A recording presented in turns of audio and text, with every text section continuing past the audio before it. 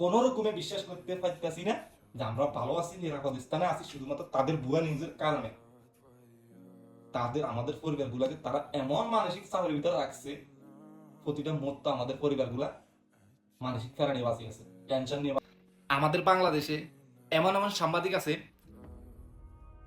রোজা রমজানের দিন এগুনটে গালি না দিয়েও পারতেছি না, এগুলা গালির যোগ্য, সবগুলা গালির যোগ্য।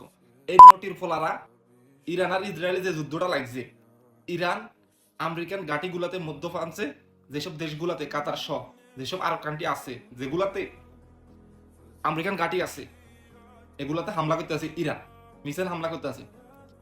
এই কিছু হলুদ সাংবাদিক এটাকে এমন ভাবে নিউজ করতে আছে তাদের ফেসগুলাতে, হ্যাঁ, তারা তাদের ভিডিওর মাধ্যমে 6-7 বছর আগে মিসাইল হামলার ভিডিও অ্যাড করতে আছে। তারা এমন ভাবে নিউজ করতে আছে যেন, আমি যত কাতারে থাকি, কাতারটা বলি, কাতারে জন পুরো ধ্বংস করে আলাইছে।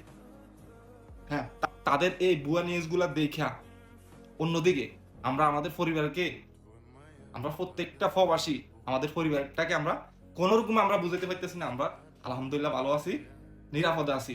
তাদের এই ভুয়া নিউজগুলা দেখা প্রতিনিয়ত তারা ভুয়া নিউজ করে যাচ্ছে।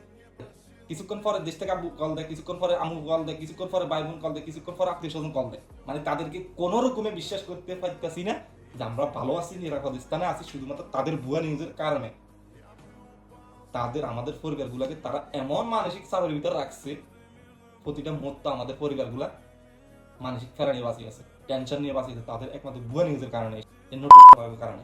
তো অথচ আমরা বিদেশ থাকি, আমরা দেখতেছি না, ওরা এমন এমন নিউজ করতেছে যেন কাতারটারে একেবারে ধ্বংস করে লাইছে, মধ্যপ্রান্তের একেবারে ধ্বংস করে লাইছে, মানুষ কত হাজার মানুষ মারা গেছে, এমন ভাবে ভুয়া নিউজগুলা করতেছে।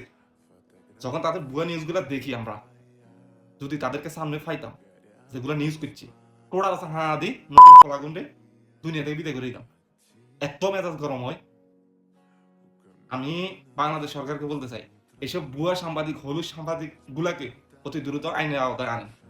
এদের কারণে আমাদের বাংলাদেশের 3 ভাগের 1 ভাগ পিছিয়ে আছে, এই নোটির ফলাগুনের কারণে। বাংলাদেশের ফলারা